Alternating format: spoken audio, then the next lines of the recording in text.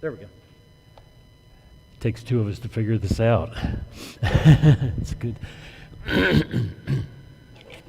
Well, it's good to be back with you guys. I was looking at my notes, and it was like in March, and it's been a while, so it's good to be back. It's good to have at least one other Marylander in the room. That's an awesome thing. Two, I'm sorry. Yeah, that's true. That's right.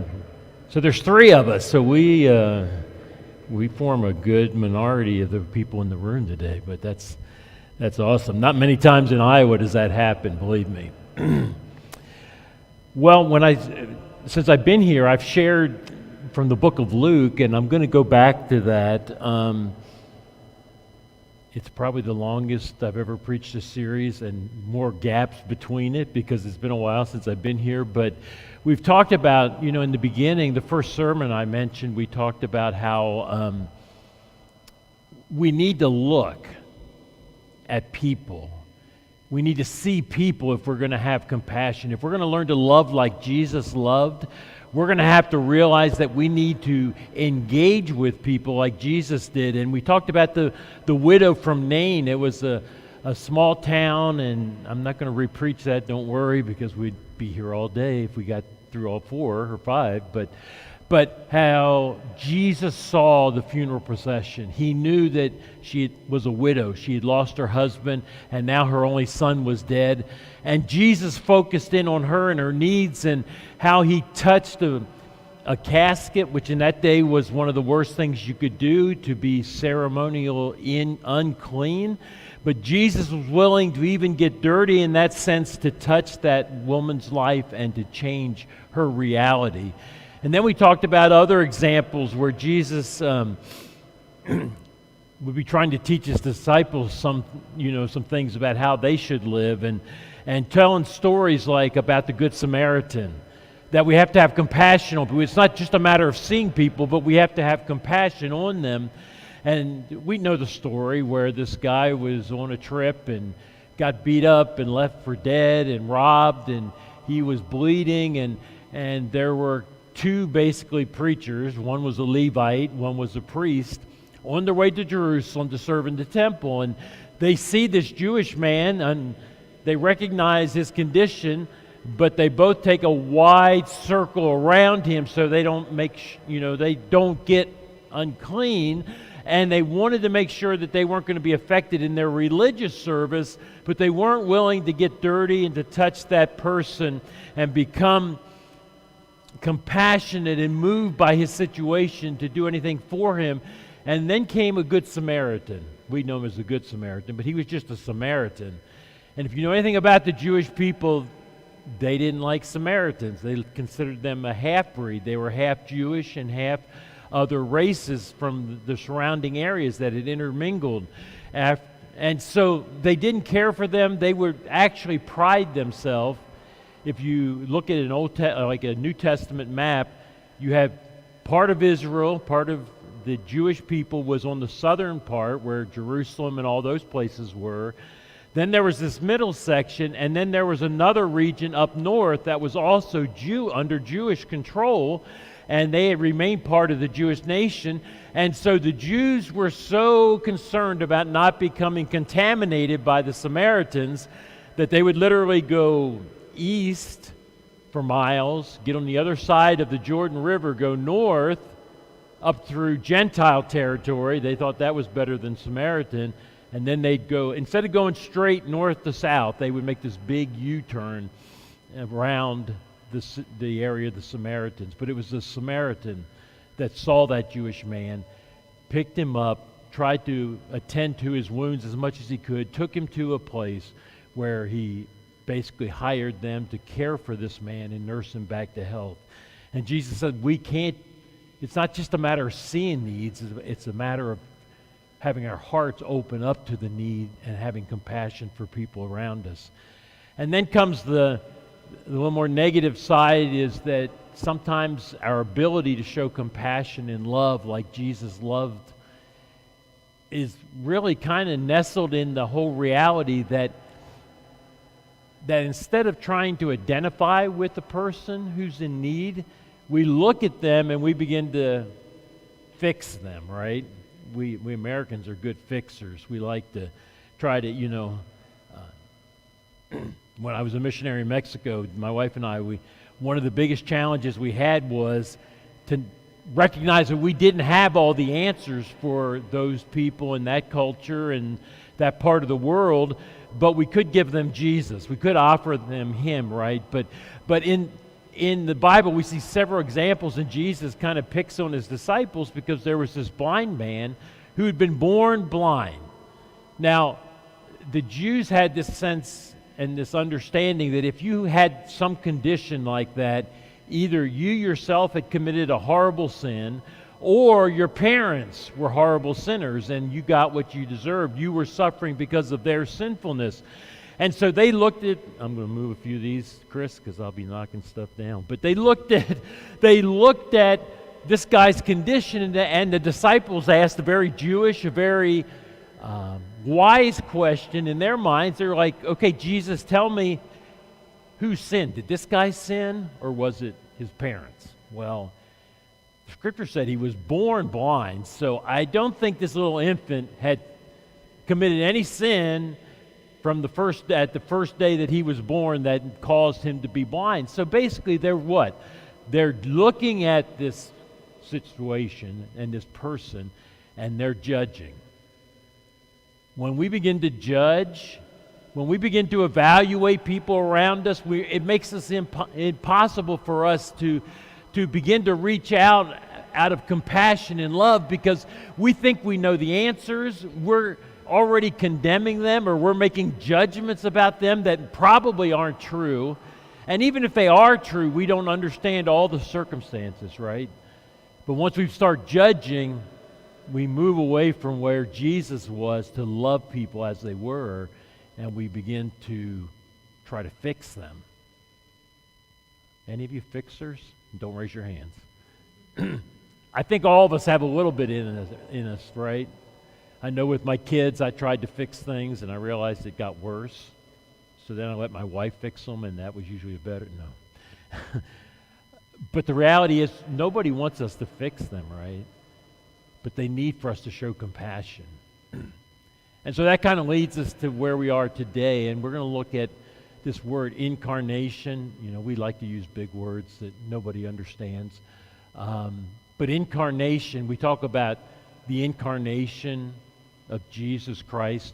When Jesus was in heaven with His Father, it was Him, the Holy Spirit, and Jesus, the three of them together. Jesus willingly decided, as God, to step into humanity and the human reality of our world. And He didn't do that. I love stories, and I love especially history. I know, I'm sorry, guys. That's not your favorite subject. But I loved history. Loved to read about things that had happened to people who had lived. And the ancient Greeks loved to tell stories about their gods who would come down, but they were still gods. And then they'd intermarry. They would have sexual relationships with women. And so you had Hercules, who was half man, half god.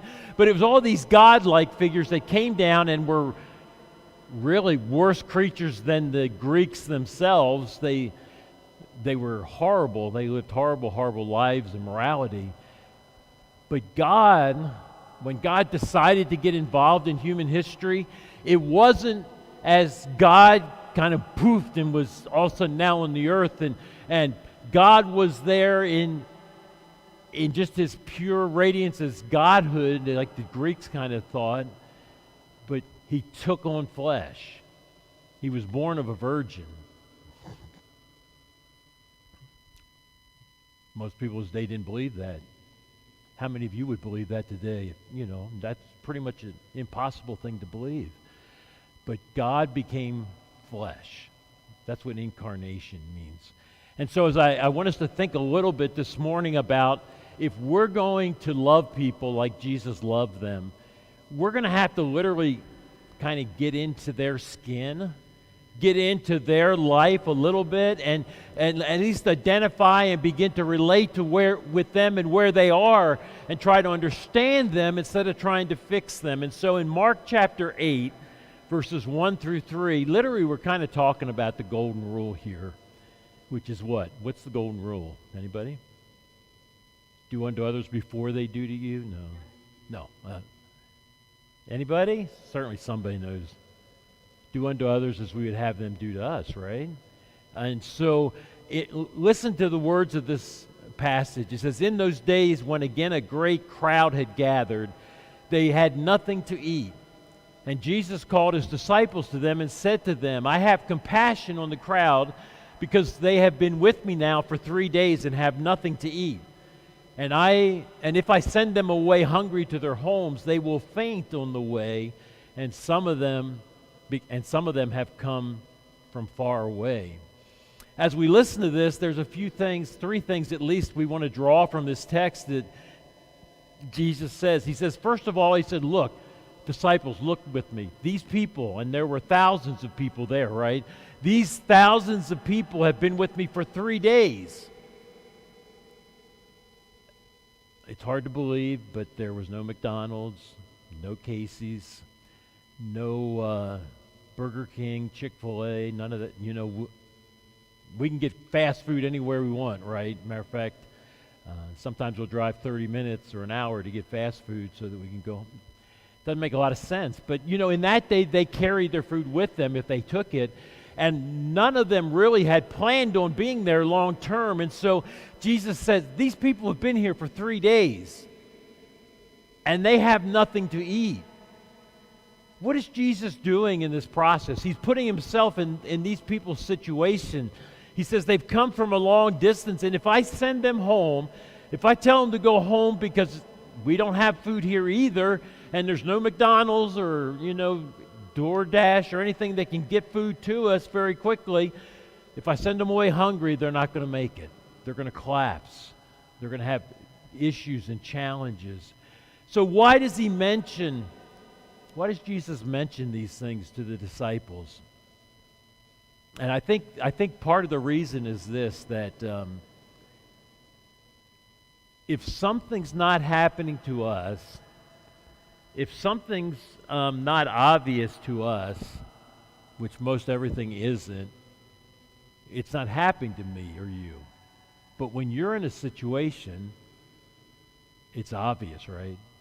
When you're in a situation that's difficult and challenging, you recognize it, you feel it, you experience, but it's very easy for the disciples who were there enjoying the crowd, enjoying the time, for them not to even think about the fact that these people have nothing to eat, and we can't send them away because they've come a long ways to be here.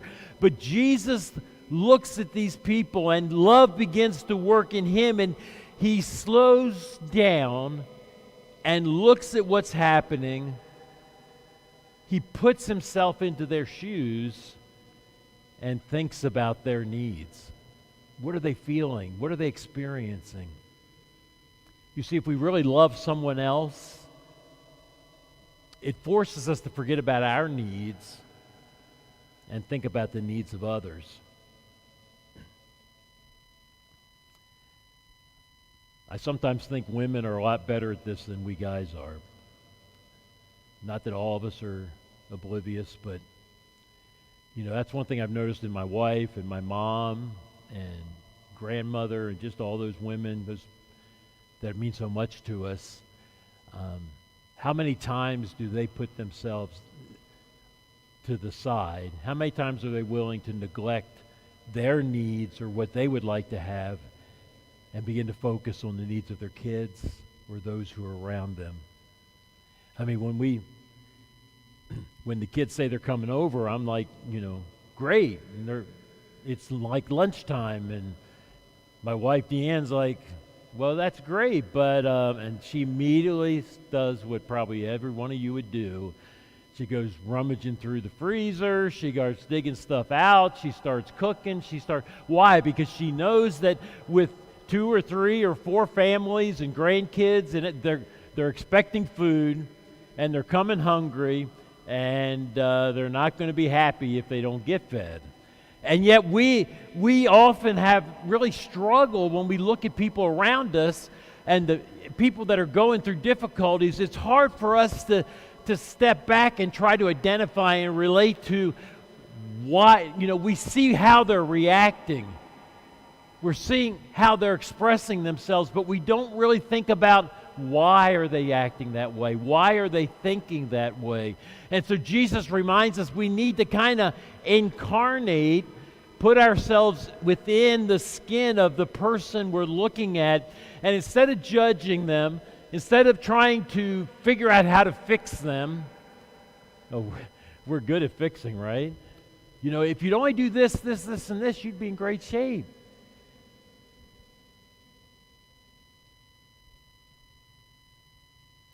And most of the time we're dead wrong, by the way. If you weren't a Yankees fan, life would be better. Sorry.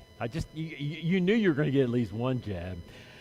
Just so he knows, in the last couple of months, the Orioles, who have been the last place team in all of Major Leagues, have a better record than the Yankees. Yes, that is so awesome. I'm excited about that. They're actually in the wild card race. Okay, that's enough sports and baseball.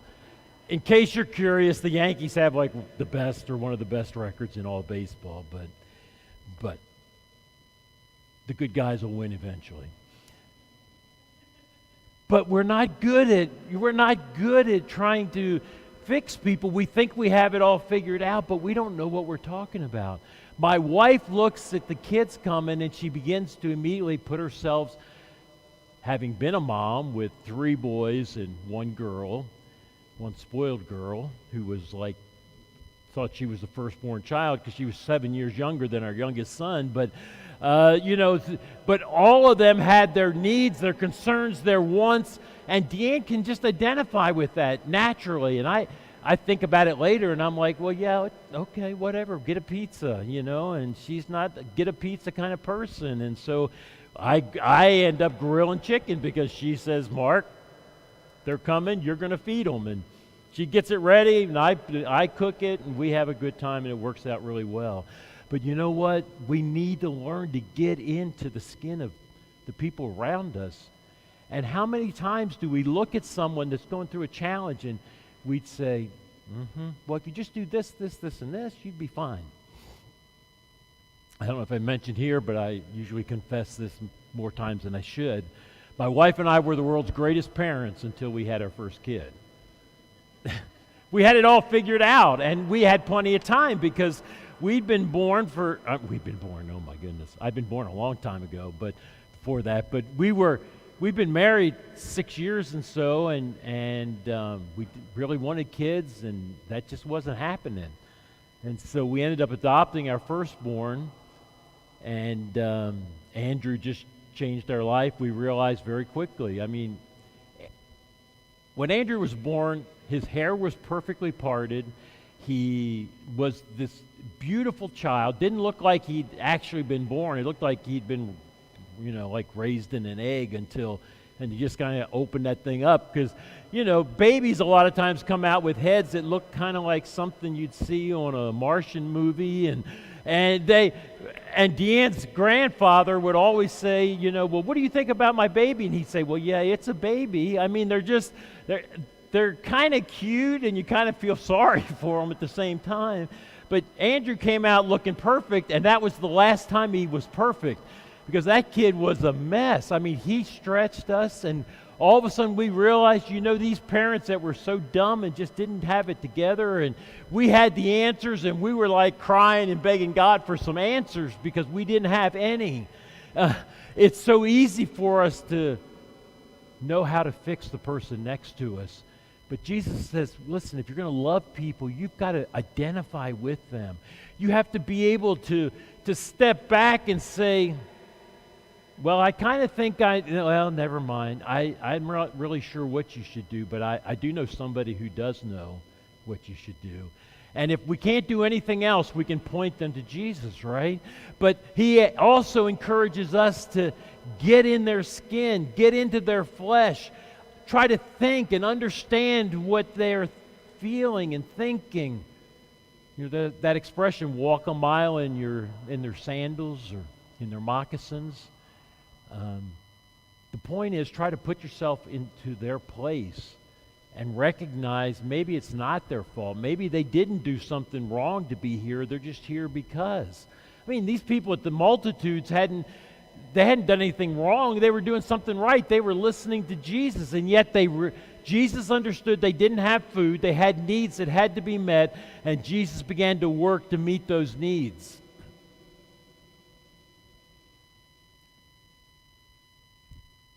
And you know what he does? He's given basically one little boy's lunch, and he begins to divide it and put it into baskets, and the disciples passed out food to over 5,000 people. And when you figure probably, because most of the time the Jews didn't count women or kids, because, only men counted, right, back then. That's kind of what they thought. So there could have been 10, 20. We don't know for sure how many thousands of people were there. But we do know there were 5,000 men. And when they were done, remember they had one lunch, very small lunch for a small boy. When they were done, they had 12 baskets of food left over.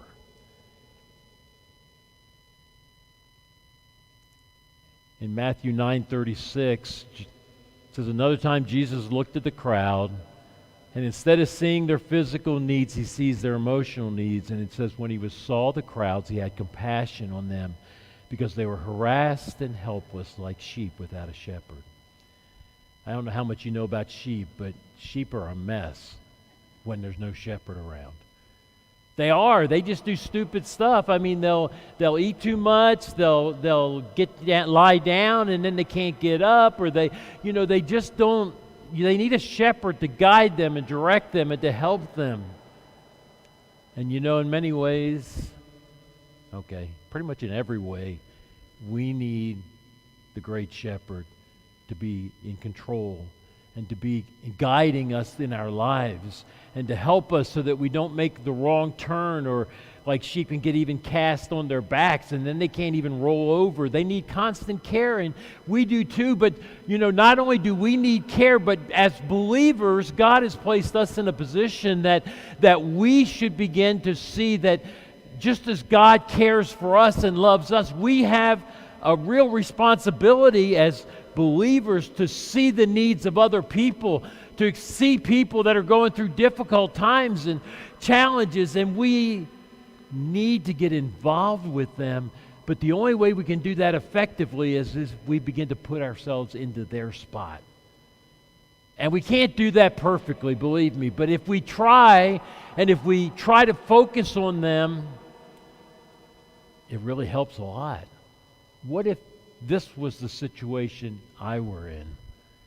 You see, Dan and I had all the answers until all of a sudden we had a child that we'd adopted that he had more challenges than we've even began to have answers for. And Andrew continues to challenge us to this day, but Andrew's an amazing kid that God blessed us with, and then we end up with two within almost a year and a few months of each other. And my wife said, we better be a little more careful, because I don't know what happened, but all of a sudden we're having kids. And finally Katie, my wife, had prayed for a girl for a long, long time, and finally she said, well, if I don't have her by 40, we're done. She was 39 years and like 8 or 9 months when Katie was born. And Katie changed everything, believe me. What an amazing kid, serving the Lord in Michigan.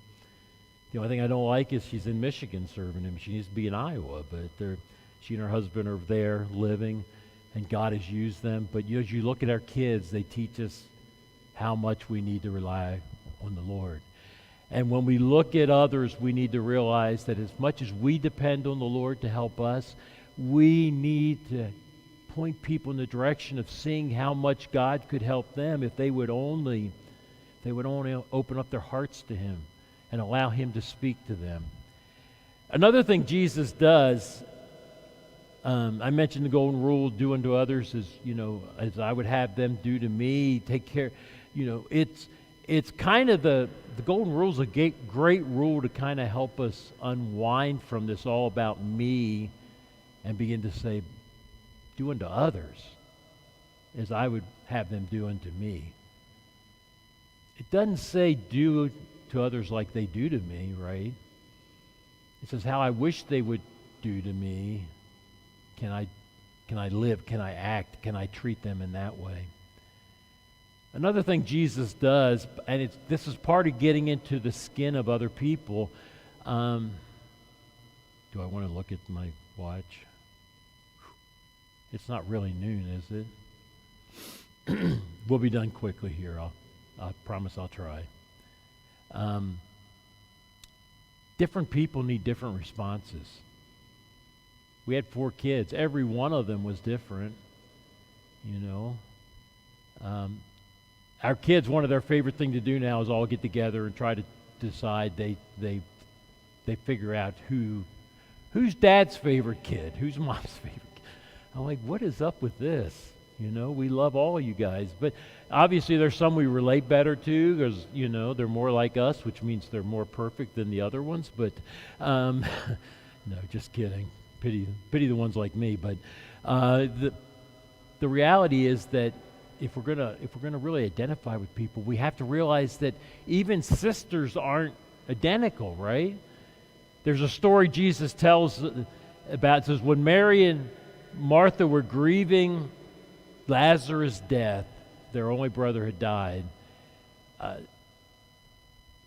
they both tell Jesus, if you'd only been here, my brother would not have died. And Martha said to Jesus, Lord, if you'd been here, he wouldn't have died. But even now I know that whatever you would ask from God, God will give you. And Jesus said to her, your brother will rise again. And Martha said to Jesus, I know that he will rise again in the last day, in the resurrection of the last day. And Jesus said to her, I am the resurrection and the life. Whoever believes in me, though he die, yet shall he live. And everyone who believes in me shall never die. Do you believe this? And she said to him, yes, Lord, I believe that you're the Christ, the Son of God, who is coming into the world. And then when she had said this, she went and called her sister Mary, who Martha ran to meet Jesus. Mary stayed home in mourning. And she told her in private that the teacher's here and calling for you. And when Mary heard it, she rose quickly and went to him. Now Jesus had not yet come into the village, but was still in the place where Martha had met him. And when the Jews who were with her in the house, consoling her, saw Mary rise quickly and go out, they followed her, supposing that she was going to the tomb to weep there. Now when Mary came to where Jesus was and saw him, she fell at his feet, saying to him, Lord, if you'd been here, my brother would not have died. And when Jesus saw her weeping, and the Jews who had come with her also weeping, he was moved deeply in his spirit and greatly troubled. You notice 2 sisters, and yet there were 2 totally different responses, right? When Martha comes to him, concerned, upset about the death of her brother, Jesus begins kind of a theological discussion about the resurrection from the dead with her. That just seems a little strange, a little weird, right? But that's what he does. With Mary, he looks at her and weeps with her. Why did he have 2 such different responses? It's because they were different people. Martha needed something different from Jesus. She needed some assurance about and some confidence in the future that Lazarus would eventually be raised from the dead. And Jesus is thinking, well, yeah, I know you're thinking long term here, but he's going to be out quicker than that. And Jesus did raise him from the dead that day. With Mary, he just wept and tried to console her and identify with her. Martha's a lot more aggressive. She's focused on getting the task done. We see that from other stories in Scripture when the disciples would come.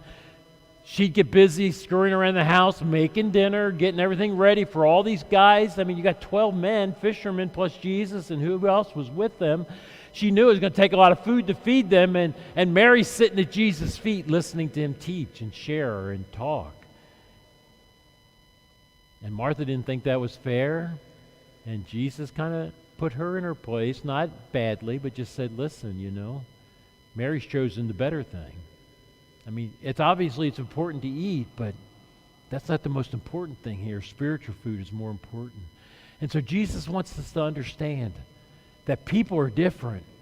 What works with one person, what helps one person or one family may not be anything at all like what the family you're dealing with right now or the person that's come to you needs to hear or needs to feel. We need to recognize people are different and ask God to give us the wisdom to relate to them according to who they are, not in the way we think we should deal with them.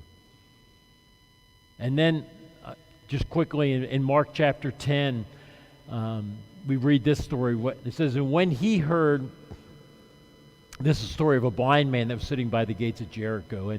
And when he heard that it was Jesus of Nazareth that was passing by, he began to cry out and say, Jesus, Son of David, have mercy on me. And many of the people around him were rebuking him and telling him to be quiet. Oh, silent. To shut up. To let, the teacher's teaching. But he cried out all the more, Son of David, have mercy on me. And Jesus stopped and said, call him. And they called the blind man, saying to him, take heart, get up, he's calling for you. And throwing off his cloak, he sprang up and came to Jesus. And Jesus said to him, what do you want me to do for you? And the blind man said to him, Rabbi, let me recover my sight. And Jesus said to him, go your way, for your faith has made you well. And immediately he recovered his sight and followed him on the way. That's interesting. Another reference, we see here Jesus doesn't assume this blind man wants to be made whole. He asks him, he looks at him and says, what do you want me to do for you? Sometimes it's easy for us to, again, someone comes to us and needs help, and it's like we have this prescription. Our minds race ahead. We got it all figured out. This is what you need to do. Boom, boom, boom, boom, boom. Jesus, when the blind man came, he says, what do you want me to do for you? Well, I mean, the obvious thing is to give him his sight back, right? But that maybe wasn't his number one priority, but it was, and he asked for that, and Jesus healed him. There was another incident in John chapter 5 where Jesus asked the crippled man, do you want to get well? One man who was there who had been an invalid for 38 years. And when Jesus saw him lying there and knew that he'd been there already a long time, he said to him, do you want to be healed? Duh, right? That would be, but Jesus didn't know. Some people like to kind of revel in their situation, right? It kind of makes them feel good. Gives them an identity. And the sick man answered him, Sir, I have no one to put me in the pool when the water is stirred up.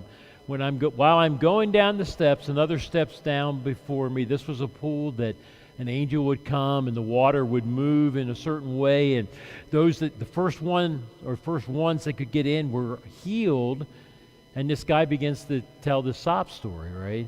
Well, this and that, and I can't, and it just never, I've been here 38 years, and some people are just like that, right? And Jesus looks at him and says, I don't have anyone to put me in there. And Jesus says, get up, take up your bed and walk. And at once the man was healed, and he took up his bed and walked. Sometimes people are going to whine a little bit when they're looking for help. Sometimes their needs are going to be different, what their wants are going to. Do we ever value someone enough to say, well, what is it that you want? What is it that you need? Not that we can always provide those things, but we're really empowering that person to respond, right? And to give us some direction and help as to what they need. And Jesus said there's nothing wrong with asking that. He himself asked a blind man, do you want to see? A lame man, do you want to walk? Well, we'd say, duh, right? Of course that's what they want, but maybe it wasn't what they wanted. But Jesus recognized the importance and modeled for his disciples the fact that we need to look at the people that we're trying to deal with, or that we're surrounded with and trying to help, and find out what they feel like help would be. And not to say that what they're feeling about what help is really the answer, but it gives us some insight into them, and we can begin to point them to the one that can meet all their needs.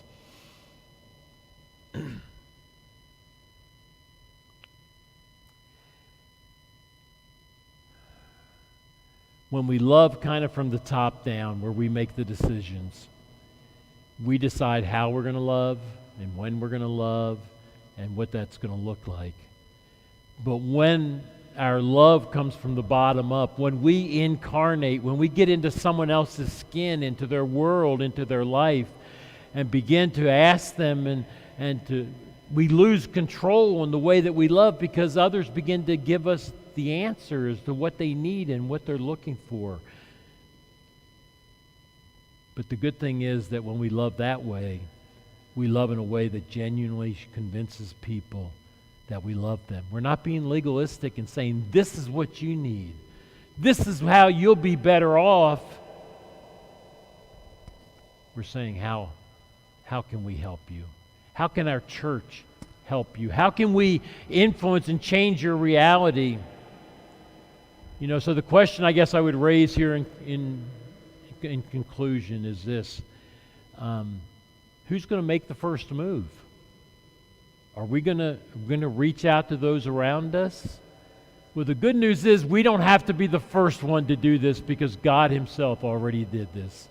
When Jesus became flesh and dwelt among us, he made the first move to us. As he was dying on the cross, all the mockers, the chief priests and teachers of the law were saying, he saved others, but he can't save himself. Ha, ha, ha.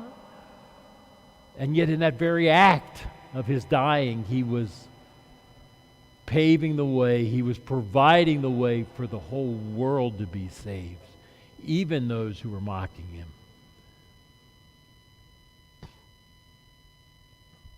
Jesus didn't just incarnate.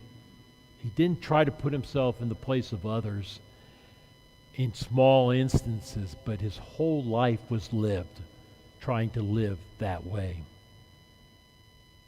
John 1:1 says, in the beginning was the Word, and the Word was with God, and the Word was God. But then the Word became flesh and made his dwelling, his tabernacle among us.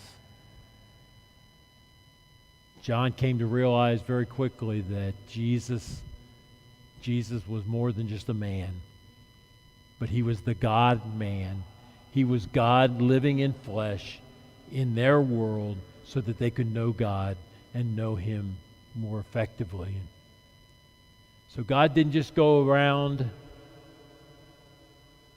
trying to necessarily just determine what he was going to do for people, but Jesus himself asked them, interacted with them, he looked at them, he loved them. And so the question for us today is, are we going to love like Jesus? It's not a real clean, clear-cut thing sometimes, but you know what? If we'll love like Jesus loved, put ourselves in their skin, try to understand where they're coming from, we might be amazed at how they respond to the simple message that Jesus knows and he can help and he can change your life, your reality. He can make you his child. You can be one of the family. Lord, as we've thought about this word, Lord, we realize that it's not natural for us to love the way you love. It's not natural for us to automatically identify with people and listen to them and what their needs are as they express them to us. We say, yeah, we understand, and then we try to fix a different issue. But Lord, you listen to people, you minister to them, and Lord, you showed us how to love people in so much better so much more powerful way.